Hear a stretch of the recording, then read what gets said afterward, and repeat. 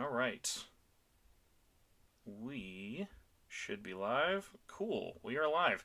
Hello, everybody, and welcome to Shin Megami Tensei Network Link 254. I'm your one-eyed host, Spencer Presley, today. And joining me is the illustrious, I at least hope more people consider him illustrious, Colin Moriarty of, let's think of the least recognized thing for you. Let's think co-studio lead of Lilymo, just to stay on brand. Uh, Yeah, co-starter of Defining Duke. All the things people don't give you credit for right away. yeah. I named Defining Duke, but that was about all I had to do with it. We need like a But one of yeah, one no, T-shirt for that. Just say I made the name Defining Duke. I don't care about it. I just made the name. yeah. Well, I don't know why I came up with that name. I like that name a lot, but um, yeah. So just I kind of much more than half my life really is spent with Last Stand, and then I also basically do all the creative stuff for Lilymo, and I own 49% of the company. So yeah, it's just a busy time, busy world. Thanks for having me, by the way. No, Appreciate it. thank you for coming on. I was actually going to ask when you had mentioned a little bit beforehand. How often do you like? Because like I'll catch it every now and then if you come on someone else's show. But I think the last time I really had to kick up the ass to like email you and bring you on, especially after you kind of like dipped off posting actively on Twitter, was when you were appearing on David Jaffe's show a lot. And I was like, God, I gotta get you. Like if I can, if I can slide in David Jaffe's DMs, this should not be that hard to get you on the show, and you made it extraordinarily easily. So I appreciate that. Yeah, no problem. I mean, I'm very happy to do shows. I don't really even do them for promotional reasons either. I don't really care about that. I feel like it's important to kind of open your mind up and hear other people and talk about it's fun for me to be in an interviewee chair because I'm always in the interviewer chair. And Oh yeah, I especially with now with how love much you're doing Sacred Symbols Plus and stuff for it. Is it kind of nice to just be like, "Phew, I don't. No Google Docs are needed for this one." yeah, well, you probably know I'm a notorious hand note taker. So no Google Docs for me for the If preparations you for write that. any notes for this show, I will be honored and a little concerned. Yeah, I may not. I mean, dude, I go through these legal pads like it's crazy, but yeah, so it's always fun to just talk about whatever. I being the interviewer, I get to control things, and I'm pretty decent at it. I like to let the interviewee kind of steer the conversation, but being in my position now, I don't know what's going to be asked of me, and so it allows me to scratch that other side of my brain, which is cool. Because even on Sacred Symbols, I'm leading that conversation too. I know what I'm going to say. Um, so yeah, it's good. I'm very glad to be here and very glad to do it. Yeah, and I guess if anyone out there is not aware, just the easiest way to kind of look at all the kind of things you do is just the Last Stand Patreon, correct? Yeah, I would just go to patreon.com/lastdaymedia. You don't have to be a patron to interact with it. Everything there, well, I don't say everything. Many things there go free, including the main shows. So you can just use that as your feed if you want, and you don't have to like financially interact with it. But it's just the easiest way to do it. But we're at 12,000, almost 12,800 patrons now, which is absolutely mind-boggling. So if anyone out there is listening that's a patron, thank you, because we're doing, I mean, absolutely amazing. By far the biggest games related Patreon in the world. So It's funny. I had mentioned you were coming on to a couple people in our Discord, and it was very split down the middle of like, oh, I know who Colin is, or I don't know. And then everyone who was like, I don't know, I was like, just check out Sacred Symbols. And I very much would like a lot of like the debauchery our like community and stuff like gets into it is very much kind of up that alley of like I'm pretty sure if you can sit through me for like an hour every week, you could sit through like 3.5 hour marathon of like you, Colin, and Colin, Chris, and Dustin. yeah, I'm glad to always have new listeners. It's always nice too, having been in the industry for so long, and so many people know me from IGN, especially that because I was there for 12 years, and I'm grateful for that because that was my launch point, other than GameFAQs when I was a kid. But it's always nice because we constantly are hearing from new people that are just finding us, and I'm like, wow, it's good because like you have no context. You're kind of just coming in. You get to kind of figure it out as you go along, and I think about that with a lot of the people that I listen to and love. Like I started tuning in to Sam Harris like 5 years ago, who's one of my very favorite podcasters, and I don't know anything really that he did before that. I know some of his books and stuff, so it's cool to come in and get new people on board, and they're kind of hanging on to the wagon for different reasons. It's gratifying. It's funny. I was thinking about this of like I can't imagine this, but I'm sure there are thousands of people out there who know you and have never watched anything you did on Kinda Funny. Yeah, I think that if you do know me, it's most likely you would know me from IGN, and then I think Kind of Funny would definitely come in a far second, just because that was it wasn't as limited as people think it is. I'm actually surprised when I see them talking about the company starting in 2015. It's like the company didn't start in 2015. We started doing content in 2000. Yeah, in 2012. That era has almost been like erased. But it would be unlikely that you would have seen me doing that stuff if not for IGN. So a lot of people, not a lot, but you often hear, up to your point, people come in and say, "Oh man, I didn't know you were still around after IGN." And I'm like, dude, you got to catch up, my friend. There's a lot you need a lot to catch up. Know about. There would be like multiple book chapters about it's even funny to think because like 2017, I feel like doesn't feel that long ago, but it's 5 years ago. Like almost like we're at like the 5-year anniversary of you kind of going out on this on your own, which like that 5 years feels like a decade already in its own. Yeah, tell me about it. I mean, it's crazy. It's funny because I'm starting to kind of mentally put together this idea of doing a memoir, like writing a memoir. And I've not told anyone that publicly, but I think I'll be able to kind of go back and get back into the timeline and figure out how I feel about things, because things have been so crazy. I didn't anticipate when I left Kind of Funny. I didn't anticipate, and I'm not trying to sound like I'm gloating. It's just that I wanted to just kind of I just wanted to survive, right? When I left, I was like, hopefully I can do well enough to have a good life. And I'm doing way, way, way better than I was when I was at Kind of Funny in every respect. And that just eats up so much time. It's to your point where it's a lot of time consuming stuff, and I don't get to deal with the minutia of even having been in that space at all, which is kind of disappointing, because I would like to go back and think about all of the time that I missed because I was just in front of a computer making content. I don't know if anyone's ever asked you this or if you think about this very much. Now that you've got so many more people kind of working with you, do you ever find yourself missing any of the aspects that you had to do when it was very much like a 1 or 2 man team? Oh God, no. Because like for me, 2017 was a nightmare. Because like for me, I've done this. This will be like our 10th anniversary of me doing this, and I'm like, I've done editing, audio, uploading, writing, everything, community stuff, blah blah blah, by myself for so long that I'm like, I don't even know. Like, if I just die, this show's dead. Like, right. I have no one I could bring this off to be like, well, you know what? You've got it under control, everybody. Yeah, I don't know what would happen to us if I died. We talk about me dying on every episode, basically, but I guess we never really think about what would happen to the company. I would say that 2017 and then 2018 was like fucking nightmare. So having people, I was so stressed out. I don't take any days off now, but that's just because I'm consulting with this company in Israel, and we meet every Tuesday morning over Skype.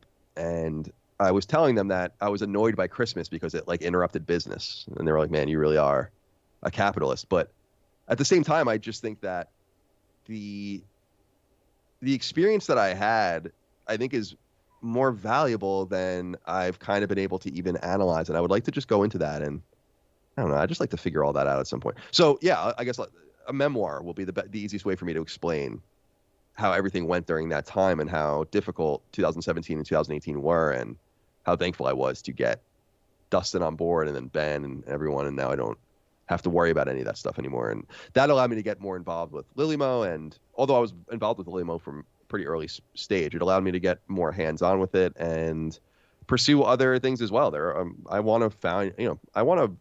a few more things I want to do.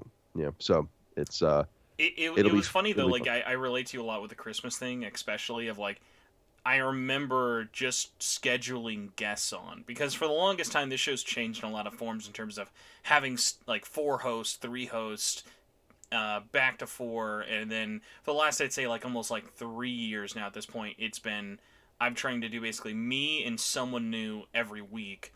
And then for lining that up with holidays was just like well, I could do it. What are you guys doing during Christmas? Like, how long is your real Christmas for it? So it was kind of one of those funny things of just being like, I'm so used to doing this that even along with working from home and it being the holiday, it was like this doesn't feel any different to me. It just feels like everyone has a better excuse to not come on. Yeah, I agree. I respect people's boundaries with that. It's actually funny you say that because we were scheduling. I was talking to some guy over the holidays. We're having like a really awesome conversation in February or March, I think, with about China and gaming, and with a professional who's like really into that scene and understands it from an economics standpoint and a modeling standpoint. And I was emailing with him, and then he just didn't email me back for the holidays, and I was like, oh, that's like how normal people are, you know. Like I emailed him on December 23rd or whatever, and I heard back from him January 3rd or let's say or something like that. And I was like, oh, you don't live in your email? I don't know if you'd appreciate this because of how much you've been out of PR stuff. And it was funny because, like, anytime you guys bring up how you don't really interact with PR, it is such a blessing for you guys. But, like, I'm lucky that I pretty much only work with 1/2 if you really want to count Sega and Atlus as 2 separate, but they're basically one. And then anyone else on, like, an outside note for it. But it's so funny of, like, that even rolls over to PR, where PR is basically just on break for the whole month of December and half of January. And it makes like no sense in my brain. Like I get it from a vacation thing for it, but it's like if you guys are still announcing things and making news, but then I can't ask you about your news, it was such a weird thing of like when they announced Ultimax at the Game Awards, they were already on vacation. So it's like I immediately wrote them with like a bunch of questions because they had announced it but had no real answers for anything, and there was a lot of conflicting news. And then I was just like, well, you know, we're on vacation until like January, so I hope you'll get an answer eventually, I guess. Yeah, it's the way it works. It's totally fine. It's just like other people. It's funny because I'm surrounded by like family here. I see my family a lot. I'm very close to them. But other than that, I don't know. I don't really have a social life or. You know, I live with my girlfriend. We live in, you know, and she works with me. So we're just very simpatico.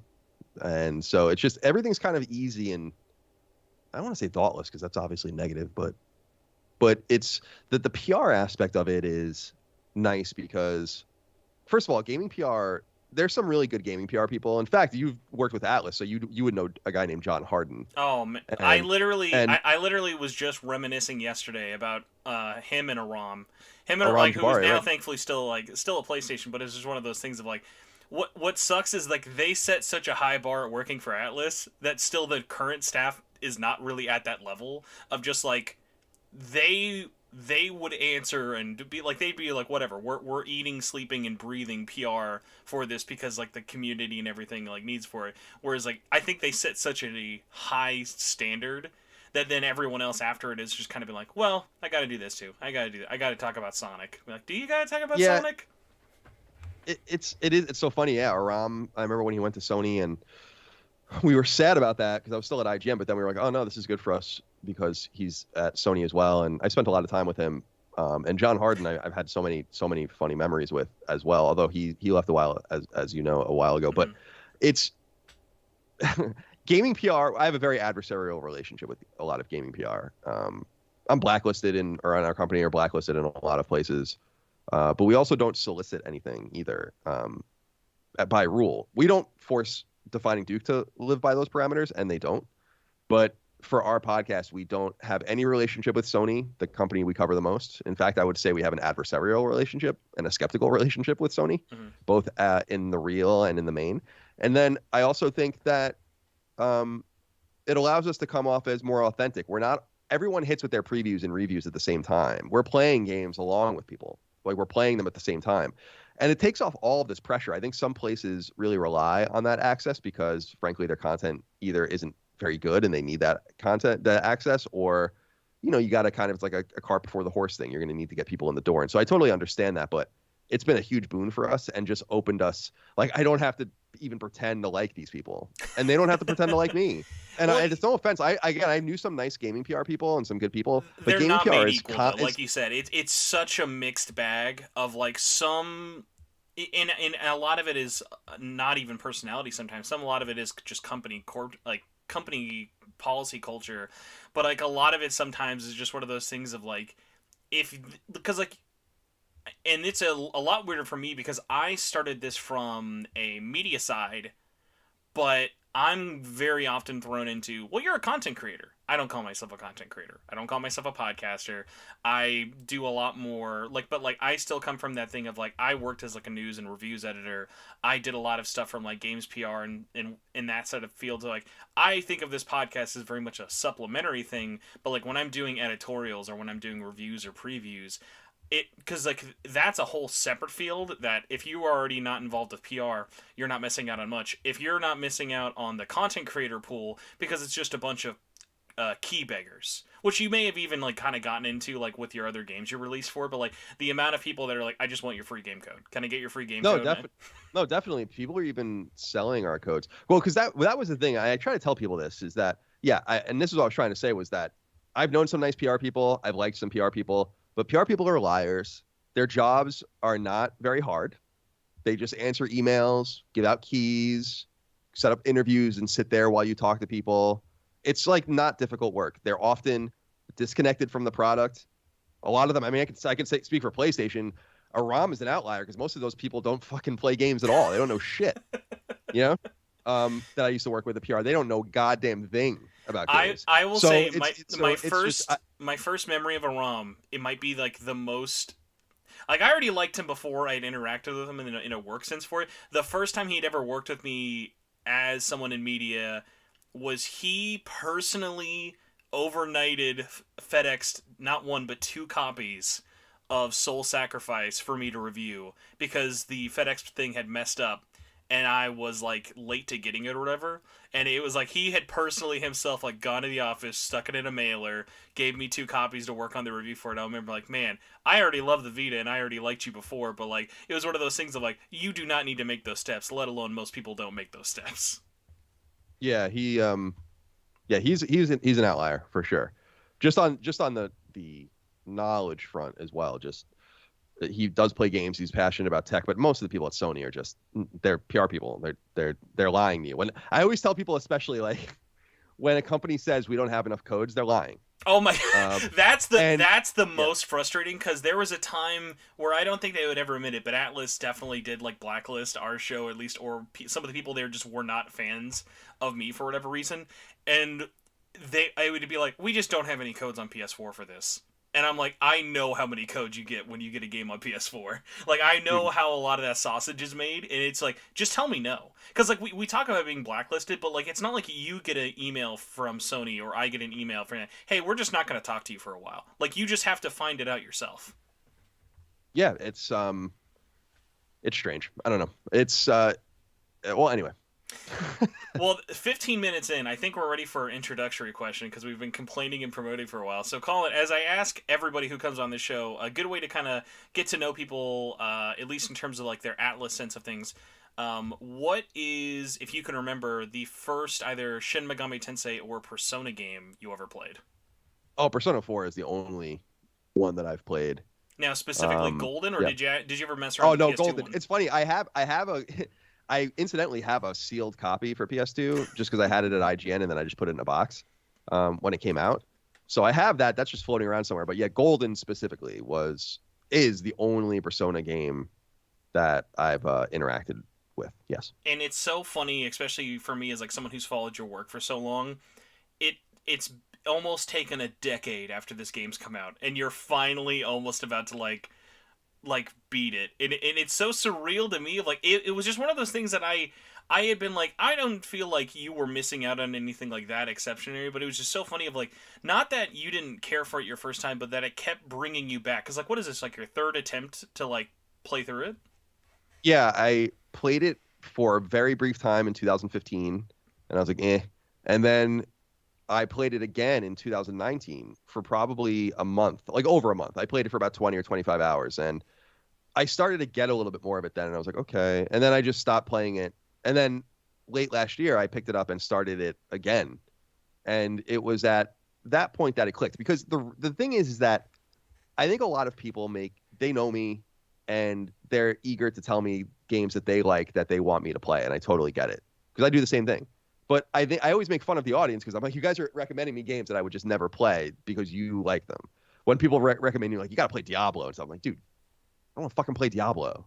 But Persona 4 became one of those recommendations where I'm a big JRPG fan, so people are like, Colin, you're missing out on this. You love the Vita, you love JRPGs, long games, and all of this. What is up with you missing this? And I didn't get it, and that happens every so often. And the reality is that I was totally wrong about this game, not in thinking that it was mediocre or good, because I didn't think either of those things. I was like, no, I'm sure this game is great. A lot of people I love and respect think this game is great, but that it's actually truly, really very special. And it did take me a long time to understand that, and I'm kind of enamored with it. It's I don't want to say it's a big miss for me, because I don't think it's that, because I played a bunch of other great things in the interim, but I'm so pleased that I finally really got into it and understand it. And it's one of those things that happens to me once in a while where it clicks in the place and you're like, I get it. Not only with games, but with anything. And it just happens to be one of those things with Persona 4 Golden where I'm like, man, I really want to play Persona 5. I'm really hoping they bring Persona 3 to PS4, which is one of our predictions, and Persona 4 Golden. And, even reading about, because I was a big SNES and PS1 head and loved role-playing games on those consoles. That's what made me love role-playing games. And I remember Persona, specifically the first one, and thinking, I don't know, what do I want? Do you remember what Persona 1 Revelations Persona was rated on the PlayStation 1? Oh, for like a ESRB rating? Yes. I don't. Every other game in the series, even 2, has all been rated M from the mainline series. For whatever reason, the ESRB looked at that game and was like, "That's a KA. That's kids to everybody. That's kids awesome. Game." different rule set. Like it's made me want to.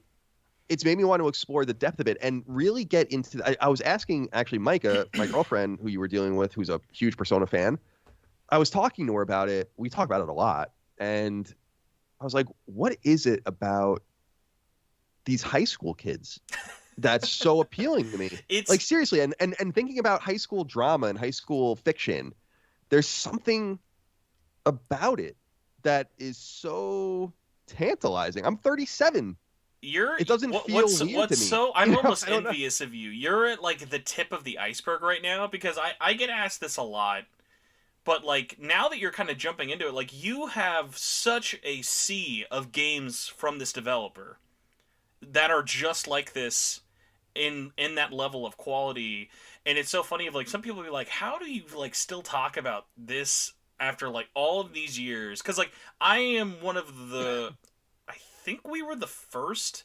actually, we started in 2012 leading up to Golden and like Arena and stuff like that. But what was really funny was like it was just Persona podcast at the time because I was terrible at names, and then it got to a point of just being like, well, we're gonna talk about everything, so we might as well like spread it all out to SMT as like a whole, because they're all connected, like whether it be Devil Survivor or Shin Megami Tensei proper. But like those core things like you're talking about, like with like the characters and with like the gameplay, you just get that itch scratched so many different ways. And whether you're talking about the games or you're going to talk about the music or even like the books or the shows or like movies and stuff like that, there's so many. It's just like it never feels like too much, but there are just so many different angles to kind of come at it, which has been so nice and like refreshing. Like there's never a moment of like, oh god, what do I talk about this week? Which is funny because it's not like we're not one of those shows that we do news about everything. I'm not going to talk about merch. I'm not going to tell someone about a fucking zipper bag. Like we're not going to talk about every like CD release like that. But even cutting all of that out, there's still so many discussion points all the time after like 200 episodes. Yeah, it doesn't surprise me. I mean, reading about the series and going back to those, the Shin Megami Tensei SNES games or Super Famicom games, and I was just like, holy shit, I didn't realize until probably a few years ago, and certainly not in totality until probably 2021, just how deep the series was. And also how peculiar it was that, you're talking about a ROM, and you may not know this or remember this, but I was probably the biggest advocate of Catherine in the entire industry when that game came out. And in the preview cycle and in the review cycle. In the mainstream media at the time, for sure. It was like, because the thing, remember, you might even remember this, there was a time where it was like, we're just probably not going to get this game. It was so weird, we didn't hear about it for so long, and even like, at Atlus, like, there was never a chance where they were going to like, not release it, but it was just so funny of like as someone who was following it at the time and like reviewing it for it, Like that was a very low on the radar release until it came out, and then everyone was like, "Holy crap, this game's great!" Yeah, it. I remember playing it in preview. I remember Ryan Clements, an old editor at IGN, um, was played it first and told me about it, and then I went and kind of was writing and doing coverage about it, and just really falling in love with it, and not real like knowing it was the Persona team, but not realizing how much of what I loved about Catherine and love about Catherine is in Persona. It just I don't know why I couldn't see it, and it's one of those. It's like Charlie Day at the board with at the cork board with the doing the conspiracy stuff. It's like I can't for some reason I wasn't able to connect it all until more recently. I mean, I haven't hung them up yet, but I love Catherine so much. I have like the Catherine pillowcase that came with the game and all that. Like I have that framed, like professionally framed and everything. And I want to get that hung up and so it's just so strange that I didn't. I think it might have been that because I was at IGN and I was just so busy with playing games, and now I can play games more at my own leisure, that I'm able to be like, okay. If you look at my trophies from 2007, 8, well, not 2007, but 2008, 9, 10, it's like I'm playing a lot of games. Some of them I'm beating, some of them I'm not. Golden, blah, blah, blah. When that came out, that was such a busy fall. Like that fall of 2012 was not slow. Yeah, it was crazy. 2012 was a crazy year, and the only thing I feel bad about not having played it earlier is I remember being like when we would do the top 25 or top 50 Vita lists, which were really important. Those are like high, I don't know if they still are, but they were like high SEO ranking, like clicked millions of times kind of lists. And so influential. And we put Persona 4 high on the list, but I was like, why are we putting this game on this list? And like with all these other games, and I'm like, wow, what a fucking ignorant perspective that was. And it just took time to see. That's why it's so fun doing Last Stand and playing games at my own leisure, is that I just play whatever I want. We all play whatever we want. We play what feels right. And I'm definitely going to go down this Persona investigation, pardon the pun, but go down this Persona investigation in 2022 and beyond to, see more and do more. And now the big battle, because I'm such a trophy whore, is should I play Persona 5 or Persona 5 Royal? Thank you for stepping that up. That was going to literally be my next point. So yeah, I love Dustin. He's been on the show. I appreciate his defense and his argument with it. I think he's explained that situation to you very poorly in a way of like, so from what you know right now, why would you play the original Persona 5 before Royal? I'm just curious where your head's at in case anyone doesn't know. Yeah, the reason there's two reasons. I think one is more manifest than the other. The honest to God reason is because the Persona 5 Royal trophies are too easy, and I don't want to. And I know that's crazy. I know it's not crazy because like so you wouldn't know this about me. I am very much equally kind of in the same camp of like I spend way too much time with trophies and everything for it. So I always respect where you're coming from, especially even with like the little things like the ease. Like I didn't transfer over my saves for like Final Fantasy VII on PS5. Right, I'm not doing that shit. I want to earn those, but there's different things for it. So it's like this isn't like a near situation. Where like if Persona 5 Royal is a easy platinum by comparison of 4 and 5, because you're going to discover this, because probably where you're at right now, Persona 4 has an easy trophy list. It has grindy ass trophies though. Like I got the Reset Fan trophy, by the way, which I was so happy about. So that was a thrilling for me. Yeah, I'm sorry to interrupt. No, you're good. But you'll discover, because I have a friend who's like, oh, I'm gonna platinum it. My friend Chris from the Crowcast he's like, oh, I'm gonna platinum Golden this year. It's his first playthrough, I think, where he's gonna do it. And I'm like, it will make you probably not like the game if you go through and do that. Because I actually did a very similar thing with Shin Megami Tensei 3 when it came to PS4, of like, it takes this 30-hour game and makes it a over 100-hour experience to platinum it, and the game was just not designed to be played back to back to back like that as a normal trophy hunter would. And Persona 4 Golden and vanilla Persona 5 are definitely not like that, of like, you're going to have to do multiple playthroughs unless you're going to like play in one very specific way. And I do want to get to that, to a point of how you're playing Golden in a little bit, but the thing with Royal that's really nice is it's complementary. Of you can do a one playthrough platinum and you will still have things that you could unlock and see and you might have missed, but they are all so unconsequential and like kind of just like, oh, it's like but did you do all of this one mini game, or did you do this one thing? Right, Like, right, right. it's still a 80-hour platinum. Like, when you get that platinum, it feels good. Like, you've done the optional stuff, but it does that nice thing because like there's always like I think a catch-22 with platinums of like, cool, I've gotten the platinum. Is there more stuff to do? Well, I don't care. There's no more trophies. Whereas, like, there's actually an additional in-game reward system for the optional stuff. Because, like, there's optional super bosses if you want to check that out or other things. But I think with the experience Royal gave me, because I came out reviewing Royal in 2020 in such a weird way, of I had never beaten Persona 5, even though I had played it when it came out. I never beat it until the month before Royal came out. So I was reviewing it basically back to back of I played Vanilla and then immediately jumped into Royal. And it was one of those things of like, wow. Because like it opened my eyes, because like most people will never play that way, because you shouldn't.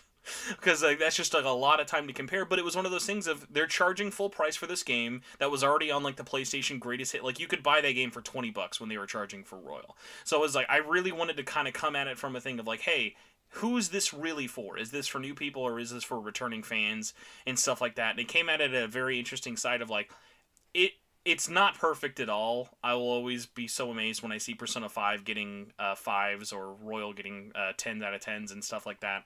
But it was one of those things that, at the very least, it never gave me any reason to go, oh, I should go back to this. There's nothing you're missing in that experience outside of if you played it and you have a trophy list for it still, I would understand when you complete it. Like, for me, maybe one day I'll go back to Vanilla and try and finish it up for it, but it is one of those things of like, it's like telling somebody, like, would you like to play the original? Because like there's always those like reasons for it. Like, you're actually doing it right now. You played Golden. You're not playing the PS2 version. The PS2 version is a very different experience. There's different actors. There's things not there, and some people prefer that, but like it's one of those things of, I can recommend it from it holds up as a quality game, but if it's like just for the trophies, it's like you're just going to be saving yourself a 150-hour slog fest.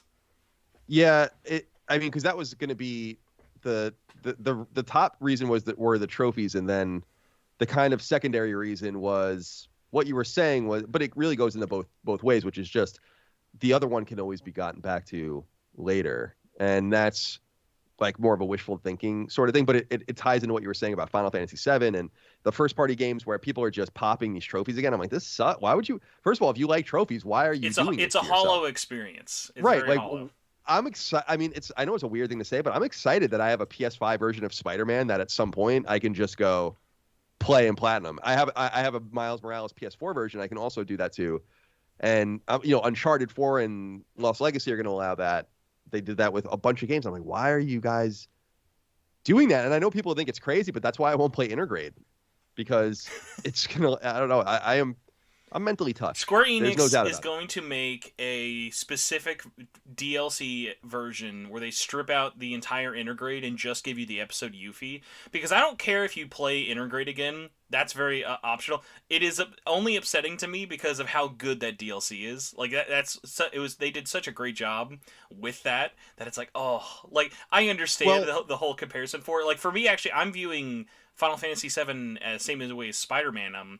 Whereas like I didn't want to go through FF7 right away, but I didn't want to get those easy trophies. But when I do, it'll feel really good to go back and pop all those again. Yeah, totally.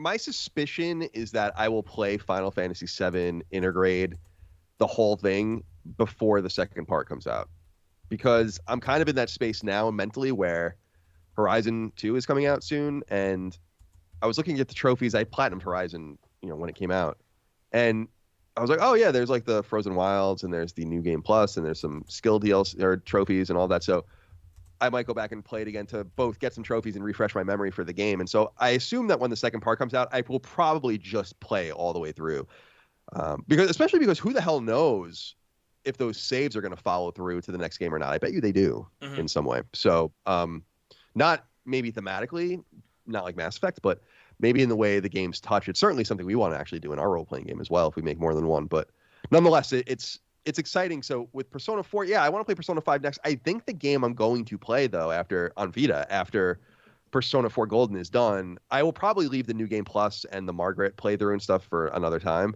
I think I'll go and do the Persona 4 Dancing All Night Oh, because let me I was tell gonna you, and say I know that that's mandatory. I wasn't gonna let you not play that game.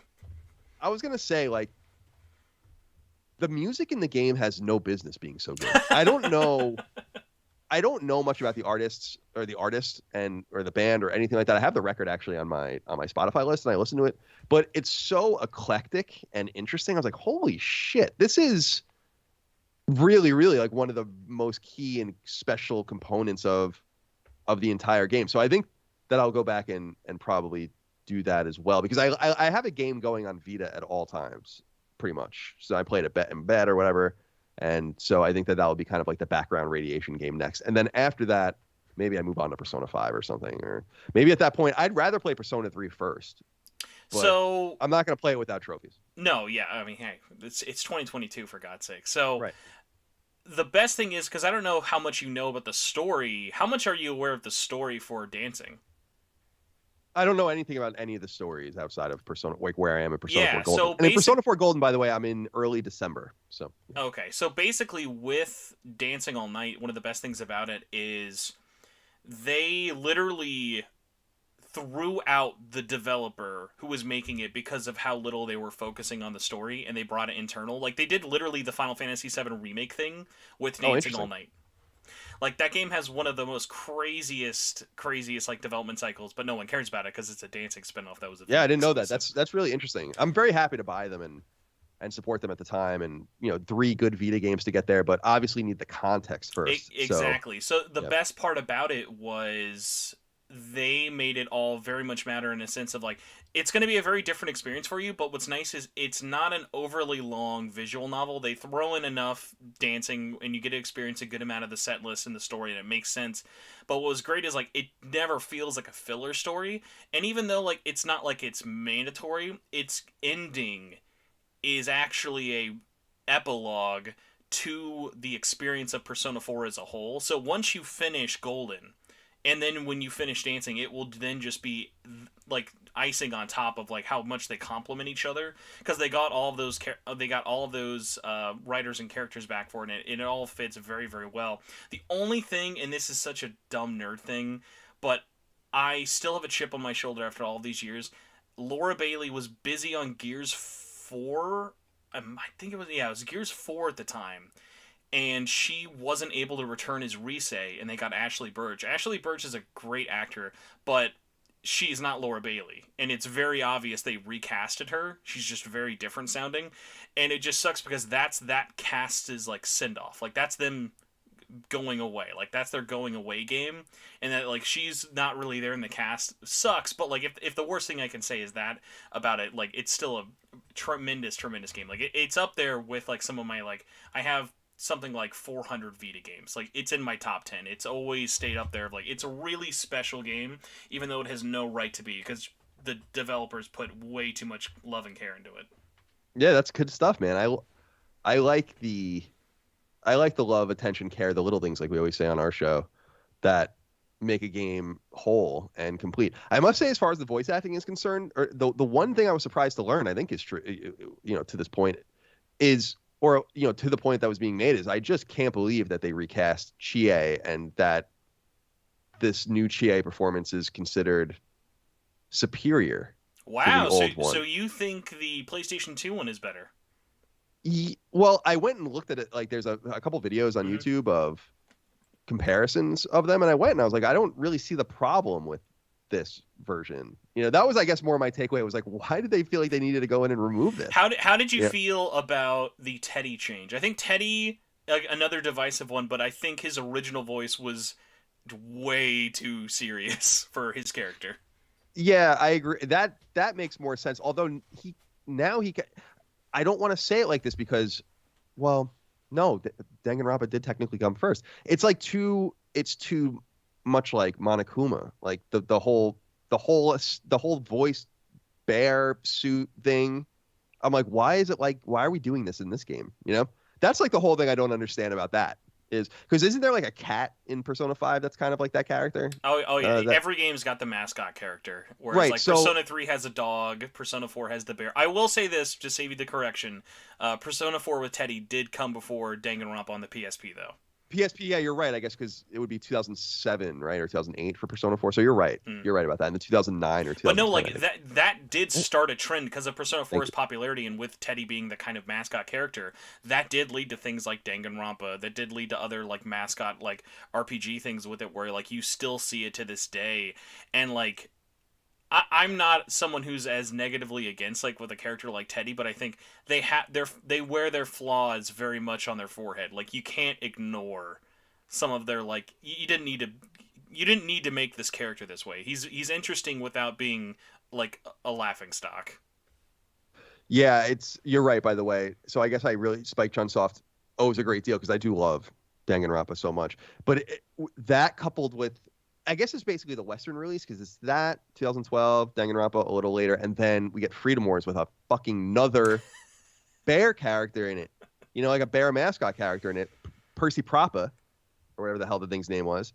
And I was just like, all right, it got so bad that there's actually a Vita exclusive in Japan only. It was called like Idol Death TV, and they literally got the same voice actor of Teddy from Japan. Like it got to a point where like they didn't even try and hide it. Like it was just one of those things of like bear with high pitch, this sells. Yeah, it's interesting. I guess props to Atlus, and we'll see what weird eldritch animal they come up with for Persona 6 that they can put into the game. It's I'll say this. It's not an enviable like the thing that like where you just expect it's got to be like okay what's going to be the main color and who's going to be the mascot are like always the things you'll see on like clickbaity like images like when there's no real any art anyone will just like oh I guess Persona 6 will be green, so it's always so funny of like these things are so inconsequential like why would anyone care like no one's like losing sleeping like. Was Persona 5 going to be red? Should it have been black? What should we picked for the coloring scheme? Like it really doesn't matter. You're not playing Persona 4 and being like, "Geez, this game's really yellow." Yeah, it's also it's interesting because I understand the fandom a little bit more about like analyzing things to the nth degree and being excited about what's next because unlike so many properties, Star Wars being, I think, pinnacle amongst them. Persona is treated with like respect. Mm-hmm. It seems like they don't seem to want to run it into the ground, and so I understand why people are eager and trying to read into it in the clues. And if I were the developers, I would totally play into that and have that as part of our marketing and very mysterious things, and knowing that people would care a great deal. It's really complimentary to them. I will say the developers always ride a really thin line because I think they've been stuck in a lot of unfortunate situations of having to announce games way too soon and it biting them in the ass. Like when Persona 5 got announced, it infamously just showed a bunch of chairs and it was a very serious theme about slavery and basically like all these like super dark themes never in the game. There's no outside of the motif of like I guess I show up to a jail cell once every couple of hours. Like they don't really like talk about it publicly, but like through talking to people I know who've worked on these games, it's like no, yeah, this was announced because Sega bought us and we had to announce Persona 5. There was no work on the game done at all. Same thing with Shin Megami Tensei 5. When SMT5 got announced at the Nintendo Switch conference, they had maybe a week of work put into that. There was no thought of the story at that time. I'm reading I was just Googling it. And it's like, yeah, surely enough, I wrote these news stories about Persona 5 with the chair and coming to PS4 and coming to PS3 and oh my god, ooh. Yeah, quote God, citing. Do you remember the Japanese blog Andrea sang? You must remember yes. that place. No, yes, definitely. I cite it here, but it's down. That was a blast from the past. Oh my god, I can't even think of the last time I went to that place. Well, yeah, it's been that guy actually worked for IGN for a long time and then made that site. Well, used to I haven't thought of that in years. So that was just that. I just Googled Persona 5 IGN Colin Moriarty and it's like a bunch of shit came up. So anyway, one of the things I'll pick your brain on is a quick topic because I've been thinking about this a lot recently, and I'll get into a bigger thing. I'm curious about how you feel. For me, if someone came up to me and was like, Spencer, how do you want Persona 6 to be released? No, sorry, not how to. Because how will Persona 6 release? I'd be like, I think, and it should be this way, even though it's funny that this would be like a controversial like opinion. Like, I would like this to be a PlayStation 5 exclusive. I don't, but it's because this game is so far off still. Like, the team who's making Persona 6 was not the Persona 5 team. The Persona 6 team is actually the team who made Royal, so they're less than like 2 years into development.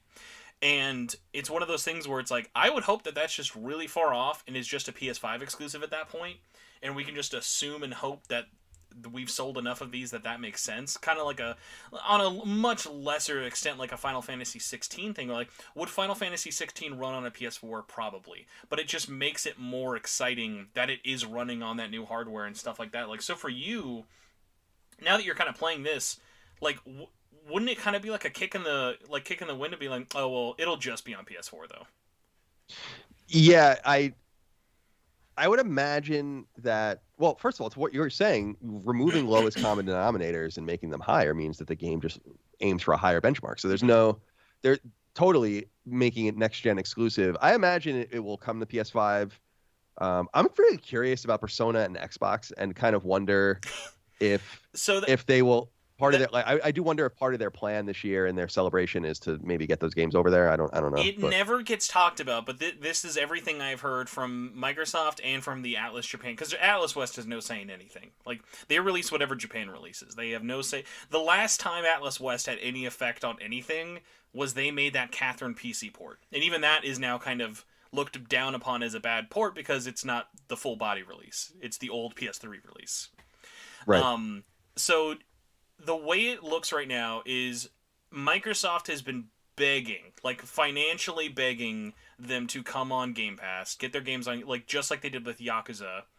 The only stipulation is they've just been like, we don't have to yet. Whereas, like, think about where Sega was at the time when they started coming onto Game Pass. They hadn't had a hit with that series until Yakuza 7 5 years ago. Sorry, Yakuza 0 5 years ago.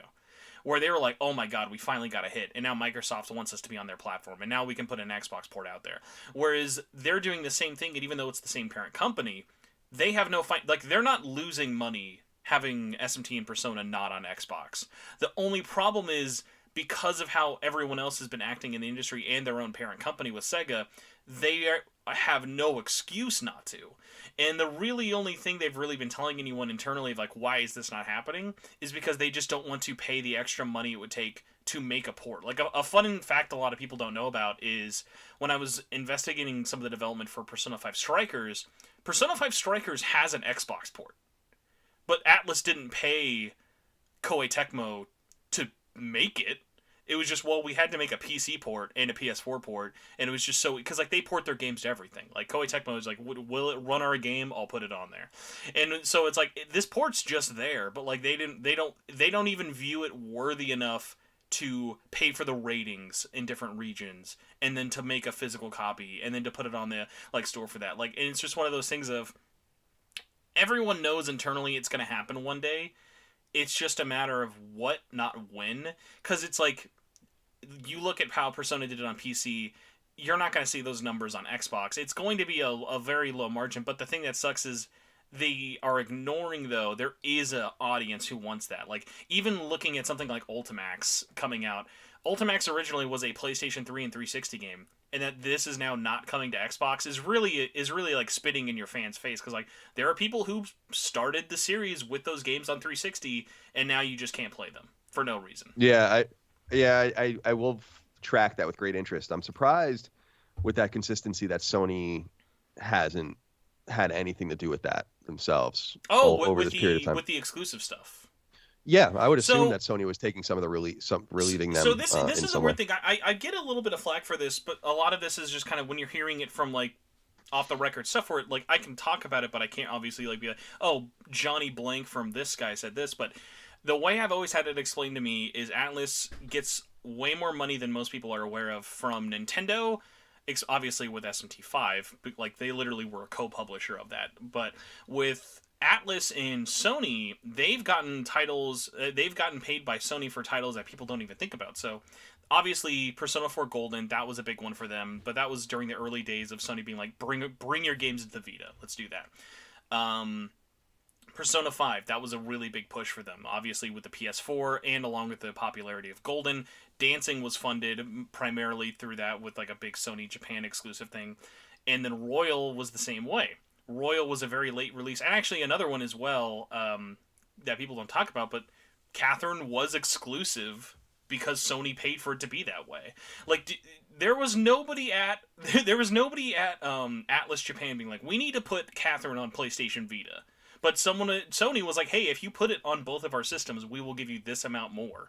And, like, by the way, shout out to Catherine on Vita, even though most people will never get to play that version. That is... Yeah, it's a shame.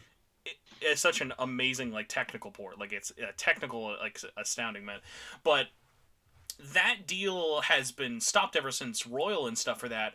But it's one of those funny things of, even in the backgrounds and the rumblings I have heard... they're very interested in 6. They are trying to talk to Atlus right now that they want to treat Persona 6 like people are looking at Final Fantasy 16 because they know that's going to be a huge seller. So I know they're trying to like scoop that up, but like I said, because it's so far away, I've even been hearing rumblings that I would not be surprised if one of the things we get for this year is just a Persona 5 Royal on PS5 edition, like a director's cut or whatever, or throw all the DLC in there for it, because like it's so far off, and they would take so little work to do that, and it would just be like, well, it's just easy money, because why not? Because like, because at this point, those contracts have lapsed. They were originally for like 12 months. There's nothing stopping them from putting them on Switch, PlayStation, PC, or whatever. It's just one of those things of they have no interest in paying someone else to port them. They're not going to port them themselves. And if Sony's willing to give you money, why would you not take that money? Yeah, I totally agree. It's it'll be interesting to track their different relationships. As a developer myself, I mean, we're very interested in working with everyone, so I have no doubt that that's true with the very biggest entities too. So one of the things, though, I wanted to talk with you about that is I'm not sure how much you were following it, but over like the last maybe like 2 weeks, a thing popped up in the news a lot of people being like, Persona 4 Golden coming to Switch finally. It's coming to Switch, and if you actually had dug into where the rumor was coming from, and I'm using the word rumor very lightly, it was literally just like someone else's podcast. Someone else is saying, it's gotta be this year. It's coming now for it. And it really rubbed me an interesting way of like wondering why people put so much validity into like just certain things, because it was like the podcast was by Nate the Hate, is this YouTuber with like 8,000 subscribers or whatever, and I just thought it was very interesting of like, he wasn't saying, oh, I've heard it's coming. It was like, it's got to be coming this year. So it was one of those funny things of like putting so much credence into this for this one instance of like, it's just going to burn people when it doesn't really happen. Because like for me, I've always told my audience, everything I've always heard is Persona 3 and 4 are coming to consoles. Like, it's coming to consoles. I know who is making it. Like, I've contacted the developer for it, but the funny thing about it is you just don't know when. And it's one of those weird ones of, like, some of the reaction to stuff like Ultimax coming out first before Golden got people mad. But it was like, they've just released, like, one of their biggest RPGs ever, literally less than 3 months ago. Like, it kind of, you can get to a point of burnout. Like, some people might not be done with SMT5 still, or might be working on other things for it. It's like, there's no bad time to release something like a Persona 3 and a Persona 4 on other consoles. So why not just keep that in your pocket? You have like the rest of the year for a bunch of anniversary stuff, and just release it when you think it's going to be more slow, because there's so many games coming out even right now. Yeah, well, first of all, managing your catalog is essential. Also, I think people need to realize that certainly with this 25th anniversary thing, that they're going to go in probably order of importance. If they open or one of the first things they reveal is Persona 4 Ultimax, like, okay, that should be exciting. There's like a bunch of other things they haven't said yet. I don't know. Maybe that's just the optimist in me, but no, they're definitely starting with like very low hype things, and right. So like, why would you think it's like Persona 4 Golden on PlayStation 4 or something? It's like, dude, that's a big deal. That's not going to go first. You know, Persona 3, I think, is an even bigger deal. But yeah, I don't know. First of all, people just, I think it's natural when people get excited, they want more. They don't think about the management aspect of it. But it's also nice to have a developer and a publisher. And God, what an awesome acquisition Atlus was for Sega, because they really just left them alone. They really did. It was beautiful. They are. Beautiful. I don't think people talk about it enough of like, Sega is lucky they bought them, because it's been so depressing as a Sega fan Sega has just like, do you remember when Sega would actually try as a publisher? Like, not that they don't do great work now, but it's like Sega was doing stuff like Alien Isolation. They were publishing games. They were like getting like they were even publishing like Game Freak games. Like if you remember like Trimbo the Badass Elephant or whatever. Like they Yeah. were taking some publishing risk, and it was really cool. Now it's like it better be Yakuza or it better be Sonic because we're not making anything else at this company, and it's depressing. Yeah. So that they left Atlas alone, I think, is was cool. Gave them a lot of credibility, and really excited to see more out of them. But in the meantime, Persona 4 Golden is keeping me busy and keeping me occupied, and it's fun to kind of dip my toes into that world a little bit more and really think about it. I was talking about Halo the other day. We did a show about Halo, and I was talking about so-called looking at games anthropologically, and Persona 4 Golden is just a lot of really interesting stuff in it. It feels like an evolutionary piece of the chain of where JRPGs were and even where role-playing games were before that with Ultima and stuff and the gaming sphere, and then moving forward it just feels like one of those walking skeletons in that picture as the evolution becomes more and more like what we know it. And I don't know that I gave it enough credit. It's funny too because at IGN I inherently knew it because I was a great champion of Persona coverage at IGN, and I think we even sent people to Japan a couple of times for Persona related stuff because of that. And I was trying to tell people there that this was when Persona 5 was kind of percolating. I left in 2014, but I was like, Persona 5 is going to be huge. And while it won't sell what Final Fantasy at the time, Final Fantasy 15 will sell. Do you remember when people legitimately thought Persona 5 would sell as much as Final Fantasy 15? Yeah, I mean, I do remember that. Yeah. It's just crazy. Because it's just on a different scale. Like, it's not even, like, it's this company's biggest thing, but, like, even then, it doesn't really compare, though. Yeah, so, anyway, what I was trying to say was just that the Persona coverage would still do really well. Like, it would attract a lot of people, and you just got to track those kinds of things about... I don't want to say no, but the relationship between a game's size and the actual interest in reading about it or watching something about it is actually not a complete correlation. There are games that sell extraordinarily well that have no community, and there are games that sell short of 1 million or 500,000 and have huge communities. And so that was kind of a lesson there too. Mm-hmm. One of the things I wanted to pick your brain about that I found really interesting, even though I disagree with like it as a requirement, but I think it's so interesting that this is what's kind of hooked you into it. With Golden for you, one of the ways that I noted that really kind of kept you in was just playing with the perfect guide. And what's so funny, like, I wanted to just kind of ask you, like, so for you, was it just that thing of knowing you were missing optional content that, like, drove you to the guide first? Because, like, it's very easy playing Persona 4 or 5 to be like, I have too many options, I don't know what are the right ones to do, and I don't know what to kind of jump at first. And I've always been of the camp of, like, it doesn't matter. Do whatever you want. If you miss something, it's still going to be there on your next playthrough. Just try and, like, progress the story and have fun in your own way. Because, like, canonically, you're not going to, like, not even canonically, like, most players are not going to play with a perfect guide in front of them. Like, that's not how most people experience it. But it is interesting for your first, hopefully, complete playthrough, it'll be through this guide. Like, was that something that, like, you've done a lot with, like, other games? Because, like, I think with such an open kind of sim RPG like this, it's very easy to kind of follow that guide and maybe make that process feel a little bit more linear. But then on my side of it, I really like that aspect of, like, I'm just going to explore. I don't know what's going to be over here. I'm going to go hang out with this guy probably more than I should and regret not hanging out with this girl more. Yeah, I think that it's funny. An Atlus published game from the PS1 era, Thousand Arms, was one of the first games that I ever played where it was so deep in its visual novel sense and like its relationships and stuff that I was like, I need a guide. In fact, the guide is still on GameFAQs. I look at it every once in a while because I'm like, it's so nostalgic to go and read it. I think it's by a guy named Dan Simpson. And I got my start in the industry as a strategy guide writer. I'm a great lover of strategy guides. Going back to Dragon Warrior and the NES games and the SNES games and going into the store and buying them, the unofficial guides. I had the really ridiculous Final Fantasy 3/6 unofficial guide that was like literally like 500 pages or 600 pages long. It was so stupid. And so I've always really been into that. And that, again, with GameFAQs is how I got involved. I've written 94 complete strategy guides in my life.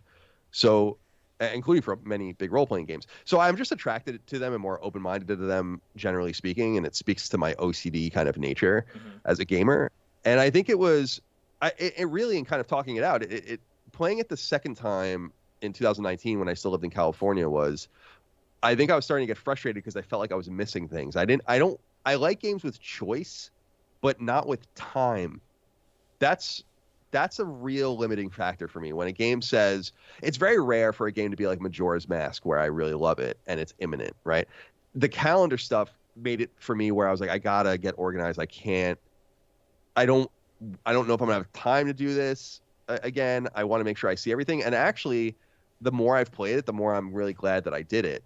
Because in speaking again to Micah, who has played it, I'm like, oh, what did you think of Shu? With the tutoring stuff? She's like, oh, I don't even know about that. And I'm like, oh, what did you think of, the single mom, or the mom that's taking care of the stepson or whatever? She's like, oh, I didn't do that. And oh, did you do the thing with the restaurant and getting all the upgrades and getting the perfect meal and all that kind of stuff? And she's like, oh no, I didn't do that. And so on and on. And my assumption is that many people experience that.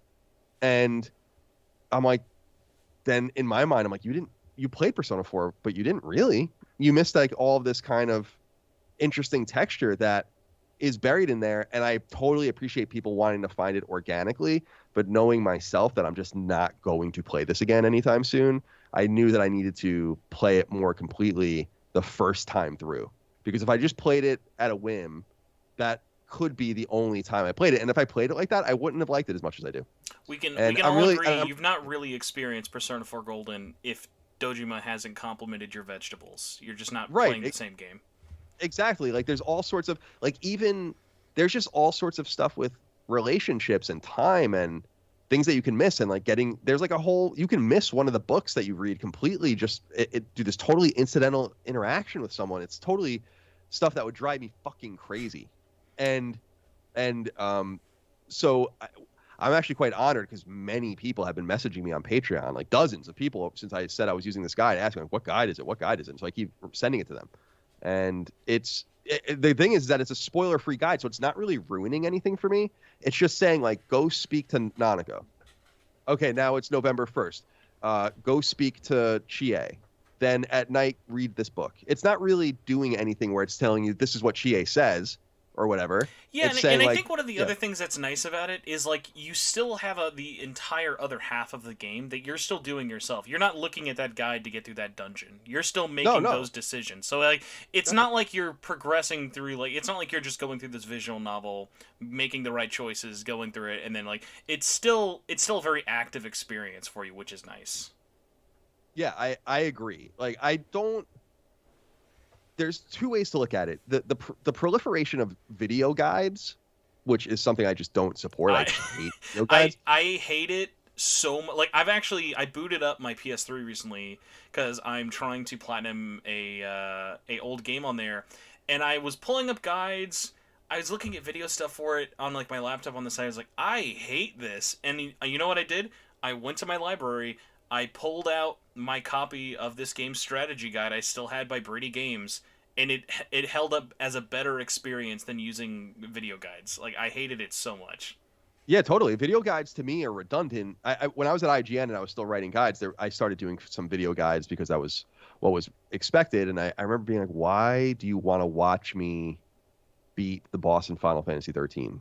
Like, that's different than reading a tip where, like, here's what you do. To me, it's just, I was like, why not just watch the game then? I don't understand what the point of that is. So I feel like there's a fine line between the gratuitousness of some guides where it's like, this is the playthrough, this is exactly how you do it. I'm like, well, I don't know why I want to watch that. And then when there are games that just have really awesome spoiler-free text guides, like I'm sure I don't want to say I'm sure, but I imagine like the notorious famous BioShock guide for BioShock 1. Yes. That is like been passed through the generations at this point. That is like an awesome spoiler-free guide to get everything in the game.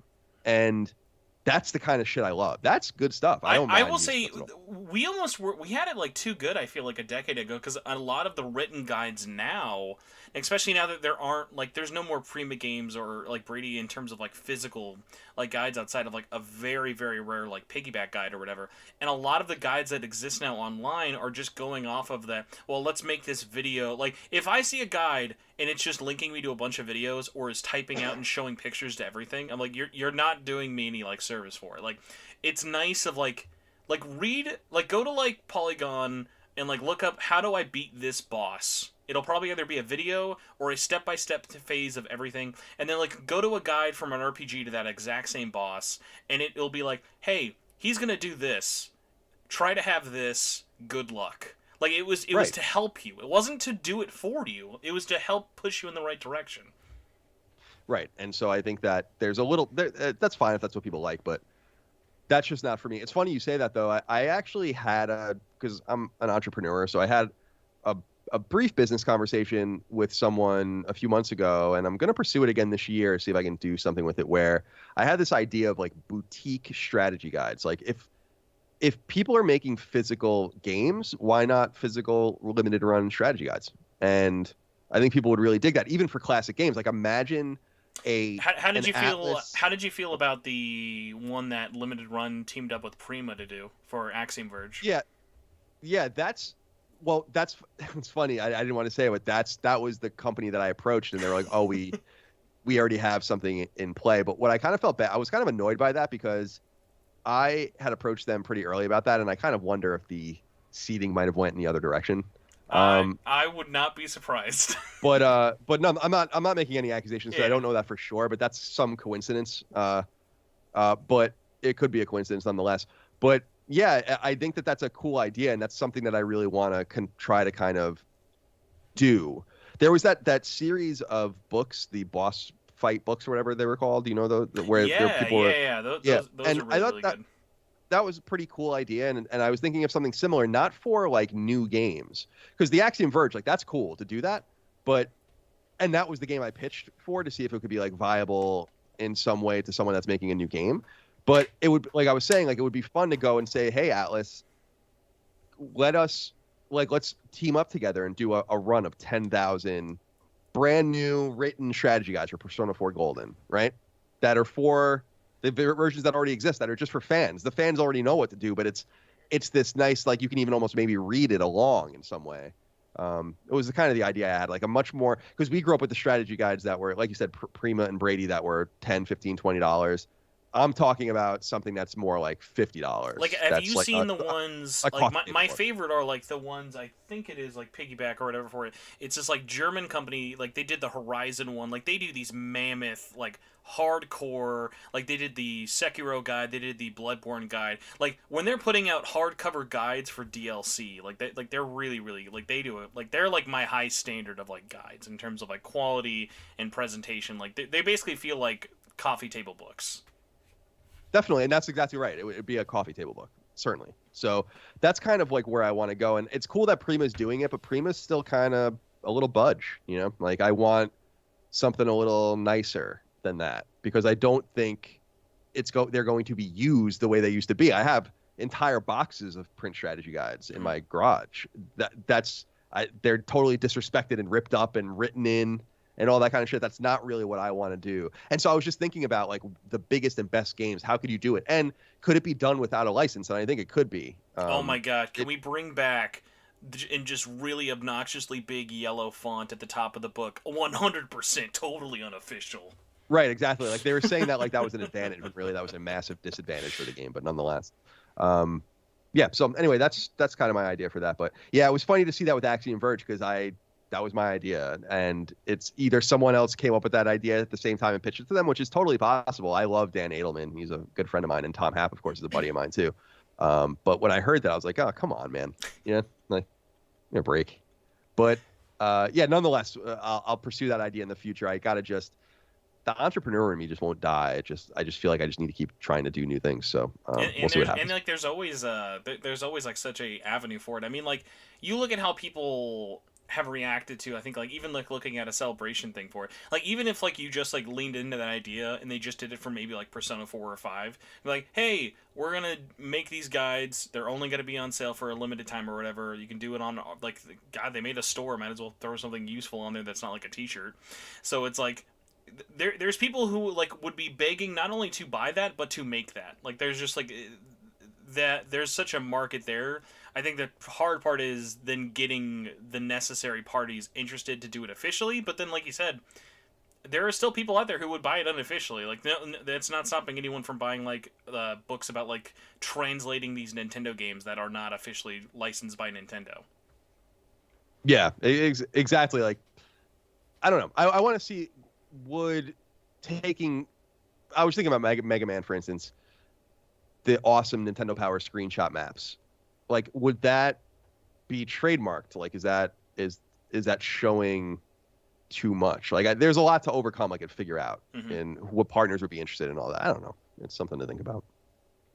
Well, Colin, I appreciate you coming on and letting me definitely go way over our hour of talking. I feel like I could chew your ear off for like another 3 hours, but I will be respectful of your time and start winding us down. Thank you so much for coming on and honestly talking about way more than just Persona, but that is what I expected and came here for. So thank you so much, man. Yo, you're very welcome. Thank you for having me. I appreciate your kindness, and yeah, thank you for the invite. Yeah, and I guess once again, if anyone out there is either listening to this live late, where can they find you? Where can they enjoy more of your dulcet tones? Yeah, again, you can just go to patreon.com/laststandmedia. You can subscribe, but you don't have to. It's just it's just the most complete index of everything we have. And so even if you're not a paying subscriber, you'll still see everything. Some of it will be locked, but much of it is not locked. So. All right. Well, also, if you would like to go to a much less successful Patreon, you can support this show on patreon.com by going to patreon.com/SMTN. You can donate at the $1 a month level, get the show early, get some extra perks, extra giveaways, things like that, or $5 a month and be an executive producer. But I'll throw all that all in the edited version where I thank everybody and not steal any more time. But yeah, I guess we can just wrap up this live one and say goodbye. So goodbye, everybody. Bye. Thank you. So call